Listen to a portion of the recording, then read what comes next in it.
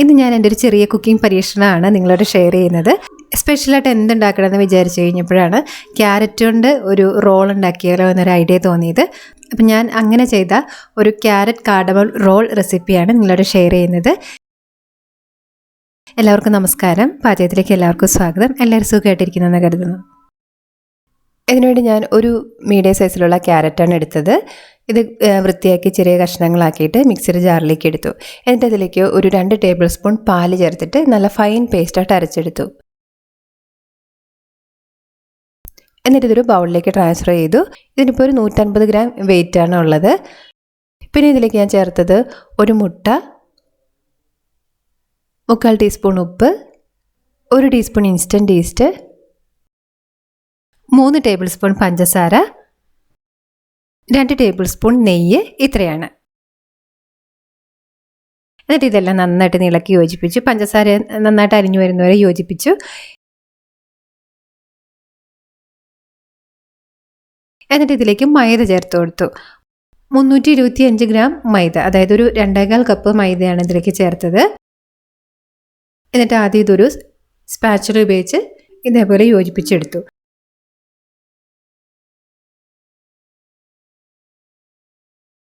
ഇതെല്ലാം ഒരുമിച്ചായി ഒരു ബോൾ പോലെ ആയ ശേഷം നന്നായിട്ട് തേച്ച് കുഴച്ചെടുക്കുകയാണ് ചെയ്തത്. 10-12 മിനിറ്റൊക്കെ നന്നായിട്ട് കുഴച്ചെടുക്കുന്നതാണ് ഏറ്റവും നല്ലത്. ഞാനൊരു 5 മിനിറ്റ് നേരം ഇത് കുഴച്ച ശേഷം 2-3 മിനിറ്റ് റെസ്റ്റ് കൊടുത്തു. അതിനുശേഷം വീണ്ടും ഒരു 5 മിനിറ്റ് കൂടി കുഴച്ചെടുത്തു.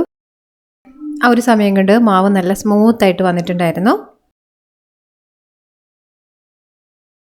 എന്നിട്ട് ഇതിന് മുകളിൽ അല്പം നെയ്യ് തടവി കൊടുത്ത ശേഷം മാവ് ഇവിടെ തന്നെ റെസ്റ്റ് ചെയ്യാനായിട്ട് വെക്കുകയാണ് ചെയ്തത്. ഡ്രൈ ആയി പോയിരിക്കാനായിട്ട് ആ ബൗൾ ഉപയോഗിച്ച് മൂടി വെച്ചിട്ടുണ്ട്. ഒരു 1.5 മണിക്കൂറിന് ശേഷമാണ് പിന്നെ മാവിൻ്റെ അടുത്തേക്ക് ഞാൻ ചെന്നത്.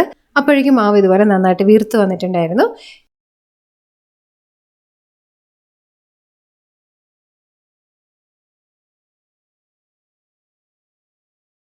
പിന്നെ ഇത് ഒന്നുകൂടി ഒന്ന് കുഴച്ച് അതിലെ എയറൊക്കെ കളഞ്ഞ ശേഷം ആ പ്രതലത്തിൽ കുറച്ച് പൊടി തൂവി കൊടുത്തു. ഇനി ഞാനിതൊരു റെക്റ്റാങ്കിൾ ഷേപ്പിൽ പരത്തിയെടുക്കുകയാണ് ചെയ്തത്. അപ്പോൾ അതിന് മുമ്പ് ചപ്പാത്തി കോലിൽ കുറച്ച് പൊടി തൂവിയിട്ടുണ്ട്. ഇങ്ങനെ പൊടി തൂവി കൊടുത്താൽ മാവ് അധികം ഒട്ടിപ്പിടിക്കാതെ നമുക്ക് കിട്ടും. പരത്തുന്ന സമയത്ത് ഇത് പരത്തുന്ന കിട്ടാൻ ബുദ്ധിമുട്ട് തോന്നുവാണെങ്കിൽ കുറച്ച് സമയം കൂടി മാവിനൊന്ന് റെസ്റ്റ് കൊടുത്താൽ മതി. ഒന്ന് റിലാക്സ് ആയി കഴിഞ്ഞാൽ നമുക്ക് ഈസി ആയിട്ട് പരത്തിയെടുക്കാനായിട്ട് സാധിക്കും. ഇപ്പം ഞാനിതൊരു 18 ഇഞ്ച് നീളത്തിലും ഒരു 15 ഇഞ്ച് വീതിയിലുമാണ് പരത്തിയിട്ടുള്ളത്. ഇങ്ങനെ പരത്തിയ ശേഷം ഇതിലേക്ക് ഞാൻ ബട്ടർ തേച്ച് കൊടുക്കുകയാണ് ചെയ്തത്. സോഫ്റ്റ് ആയിട്ടുള്ള 50 ഗ്രാം ബട്ടറാണ് തേച്ച് കൊടുത്തിട്ടുള്ളത്.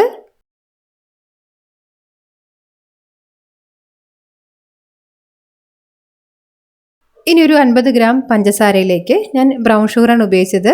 ഇതിന് പകരം സാധാരണ പഞ്ചസാര ആയാലും ഉപയോഗിക്കാം. ഒരു 1/2 ടീസ്പൂൺ ഏലക്കാപ്പൊടി ചേർത്ത് നന്നായിട്ട് മിക്സ് ചെയ്തെടുത്തു. എന്നിട്ട് ഇതിന് മുകളിലായിട്ട് ഇതുപോലെ വിതറി കൊടുത്തു.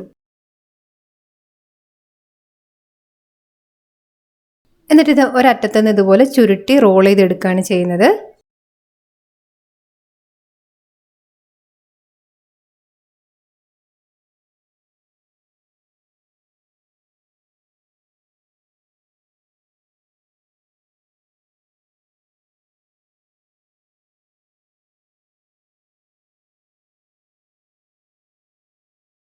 പിന്നീട് ഇത് ഒരേ വലുപ്പത്തിലുള്ള കഷ്ണങ്ങളാക്കി മുറിച്ചെടുത്തു. ഏകദേശം ഒരു 1.5 ഇഞ്ച് വലുപ്പത്തിലാണ് മുറിച്ചെടുത്തത്. മുറിക്കാനായിട്ട് നല്ല ഷാർപ്പായിട്ടുള്ള കത്തി ഉപയോഗിക്കാം, അല്ലെങ്കിൽ നൂല് ഉപയോഗിക്കാം. ഞാൻ നൂല് ഉപയോഗിച്ചാണ് ഇത് മുറിച്ചത്. മുറിച്ച കഷ്ണങ്ങൾ 8 ഇഞ്ച് വലിപ്പമുള്ള ഒരു സ്ക്വയർ ടിന്നിൽ ഇതുപോലെ അറേഞ്ച് ചെയ്തു. മൊത്തം 9 കഷ്ണങ്ങളായിട്ടാണ് മുറിച്ചത്. പിന്നീട് ഇത് ഒന്നുകൂടി ഒന്ന് റെസ്റ്റ് ചെയ്യാനായിട്ട് മാറ്റി വെച്ചു. ഇതുപോലെ കവർ ചെയ്തിട്ടാണ് വെച്ചത്. ഒരു 35-40 മിനിറ്റൊക്കെ ആയപ്പോഴേക്കും മാവ് ഇതുപോലെ ഒന്നുകൂടി വലിപ്പം വെച്ച് വന്നിട്ടുണ്ടായിരുന്നു. ഇതേപോലെ ഒന്ന് അമർത്തി നോക്കുമ്പോൾ ആ ഇംപ്രഷൻ അവിടെ തന്നെ നിൽക്കുന്നുണ്ട്. അതായത് ഈ മാവ് പാകത്തിന് ഫെർമെൻ്റ് ആയിട്ടുണ്ടെന്നാണ്. ആ കുഴിവ് നികന്നു വന്നിട്ടുണ്ടെങ്കിൽ മാവ് കുറച്ച് സമയം കൂടി റെസ്റ്റ് ചെയ്യാനായിട്ട് മാറ്റി വയ്ക്കണം. ഇത് 180 ഡിഗ്രി സെൽഷ്യസിൽ ഒരു 28 മിനിറ്റാണ് ഞാൻ ബേക്ക് ചെയ്തത്. അപ്പോൾ ഇതുപോലെയാണ് ഇത് കിട്ടിയിട്ടുള്ളത്. ഓവനില്ലാതെ നമുക്ക് സ്റ്റൗ ടോപ്പിൽ ഇത് ബേക്ക് ചെയ്യാൻ പറ്റും. ചൂടാറി കഴിഞ്ഞപ്പോൾ ഞാൻ പുറത്തേക്ക് എടുത്തിട്ടുണ്ട്. നല്ല സോഫ്റ്റാണിത്, നല്ല രുചിയുണ്ട്. ഞാനിത് ഇതുപോലെ തന്നെയാണ് സെർവ് ചെയ്തത്. നമുക്കിത് ഷുഗർ ഗ്ലേസൊക്കെ തേച്ചും സെർവ് ചെയ്യാവുന്നതാണ്. ഇതെന്തായാലും വീട്ടിൽ എല്ലാവർക്കും നന്നായിട്ട് ഇഷ്ടപ്പെട്ടു. വെറൈറ്റി ആയിട്ട് ടേസ്റ്റി ആയിട്ട് നമുക്ക് ചെയ്യാൻ പറ്റിയിട്ടുള്ള നല്ലൊരു ഐറ്റമാണ്. അപ്പോൾ നിങ്ങളും ട്രൈ ചെയ്ത് നോക്കണേ. എന്നിട്ട് നിങ്ങളുടെ ഫീഡ്ബാക്ക് അറിയിക്കണം. ഈ വീഡിയോ ഇഷ്ടപ്പെടുവാണെങ്കിൽ ലൈക്ക് ചെയ്യാൻ മറക്കല്ലേ. അതുപോലെ തന്നെ മറ്റാർക്കെങ്കിലും യൂസ്ഫുൾ ആവുമെങ്കിൽ അവർക്കായിട്ടൊന്ന് ഷെയർ ചെയ്ത് കൊടുക്കാനും മറക്കരുത്. നമുക്ക് വീണ്ടും നല്ലൊരു റെസിപ്പിയിലൂടെ കാണാം. അതുവരെ നന്ദി, നമസ്കാരം.